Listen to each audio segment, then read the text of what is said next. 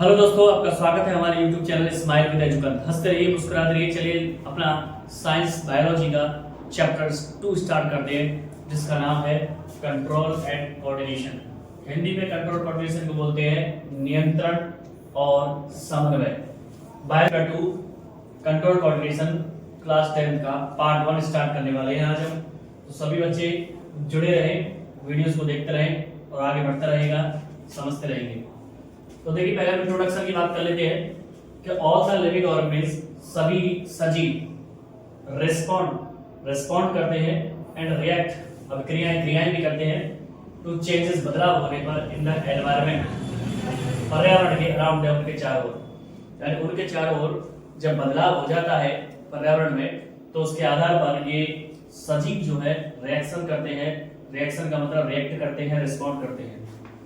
दूसरी बात ये है बेटा कि the changes in the environment, मौसम में या पर्यावरण में जो बदलाव होता है, टू विच, जिसके आधार पर ऑर्गेनिज्म रिस्पॉन्ड, जीव अपनी अभिक्रियाएं करता है, प्रतिक्रिया करता है एंड रिएक्ट करता है, आर कॉल्ड स्टिमुली। उसे क्या कहा जाता है बेटा? स्टिमुली। ध्यान रखना, ये वर्ड आपके पूरे चैप्टर में चलेगा, यही काम करना है, इसी शब्द को ध्यान रखना है। तो स्टिमुली क्या होता है कि एनवायरनमेंट में होने वाले चेंज के आधार पर जब भी कोई ऑर्गेनिज्म रिएक्ट करता है या रिस्पॉन्ड करता है, वही क्या कहलाता है? स्टिमुली। जैसे कि light, heat, cold, sound, smell, touch. तीसरा पॉइंट है बेटा कि बोथ प्लांट्स एंड एनिमल्स, यानी पौधे और जानवर रिस्पॉन्ड करते हैं टू स्टिमुली। स्टिमुली का मतलब क्या हुआ कि अपने एनवायरनमेंट में होने वाले चेंज के आधार पर रिस्पॉन्ड और रिएक्ट करना, ठीक है, इन डिफरेंट मैनर, अलग अलग तरीके से।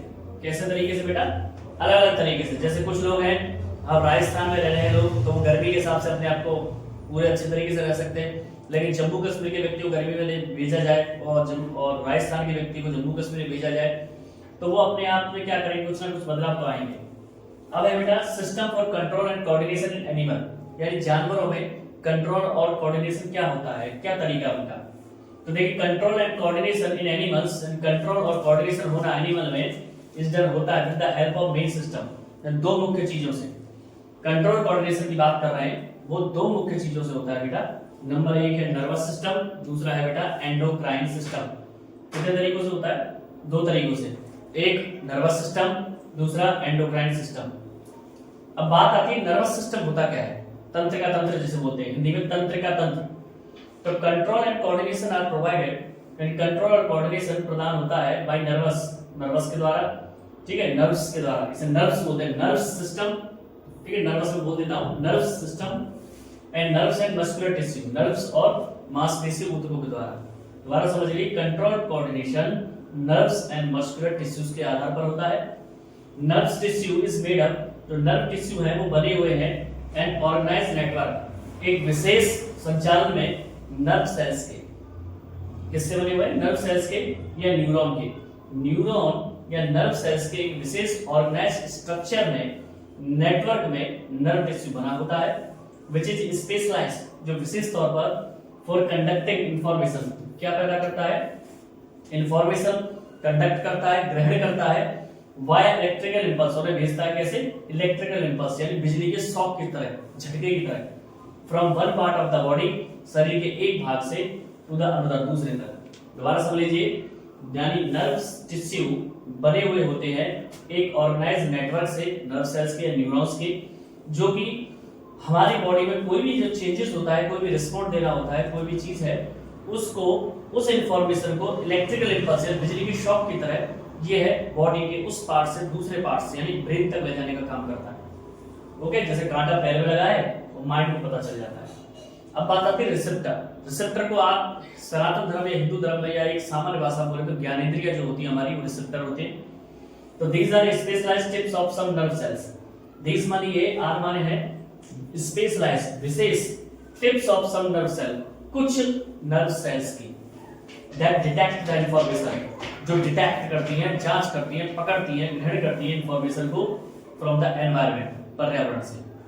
These are located in our sense organs, ये स्थित रहती हैं हमारे सेंस ऑर्गन्स में। आप जानते हैं सेंस ऑर्गन्स हमारे 5 होते हैं।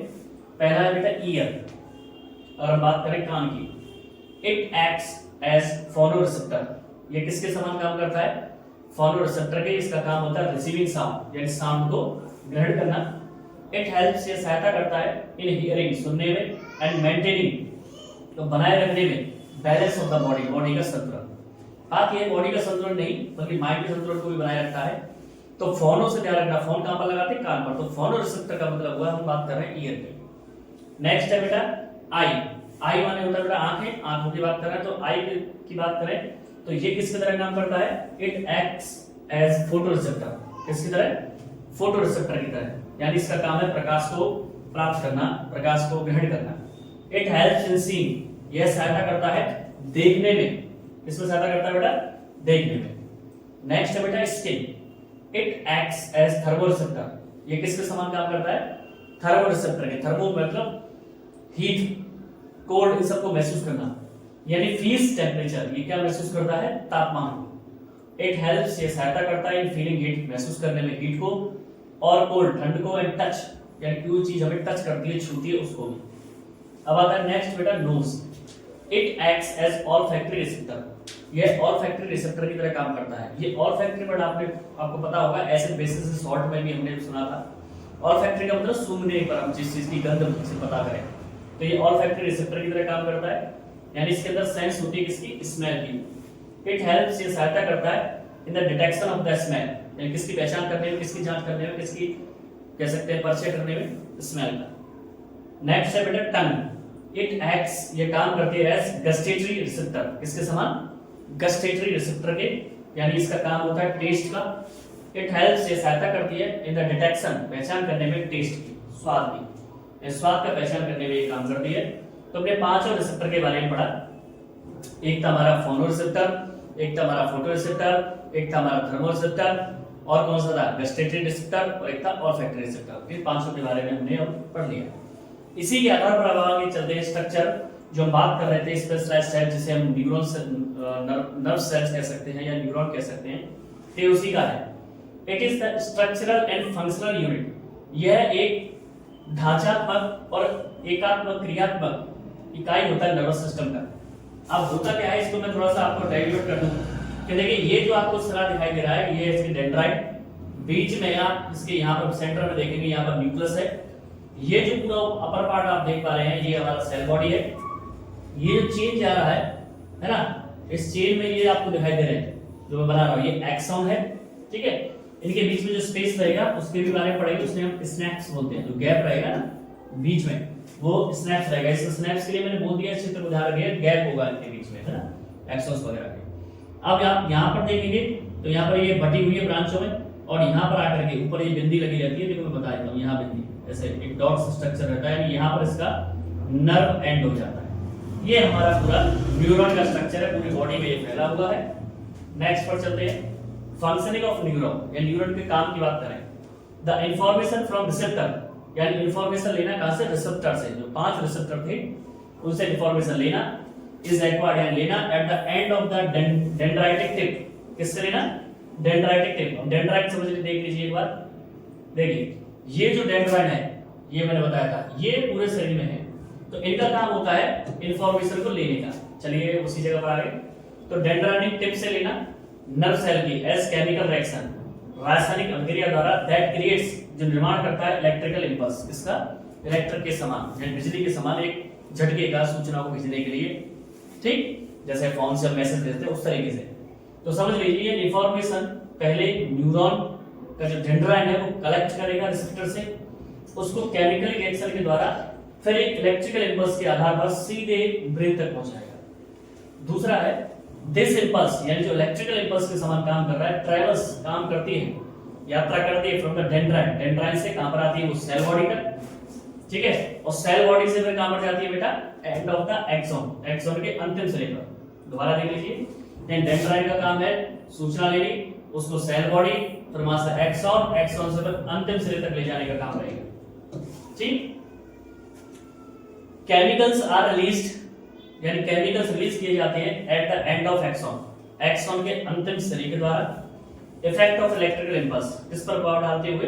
इलेक्ट्रिकल इंपल्स पर। अब दीज केमिकल्स, यही केमिकल्स क्रॉस द गैप, यानी इन्हीं केमिकल्स के जो क्रॉस है, क्रॉस का मतलब जहां पर इनका जॉइंट है, क्रॉस नहीं समझ पाए, तो जहां पर इनका जॉइंट आपको दिखाई दे रहा है, जहां पर आपको इनका जॉइंट दिखाई दे रहा है उसकी बात कर रहा है। तो ये जो जॉइंट है इन्हीं के बीच में द गैप जो जगह है उसे हम स्नैप्स कहते हैं। एंड वन और start a similar electrical impulse, और शुरुआत होती है समान उसी इलेक्ट्रिकल इंपल्स की इन डेंड्राइन, डेंड्राइन से टू द नेक्स्ट न्यूरॉन, अगले न्यूरॉन तक।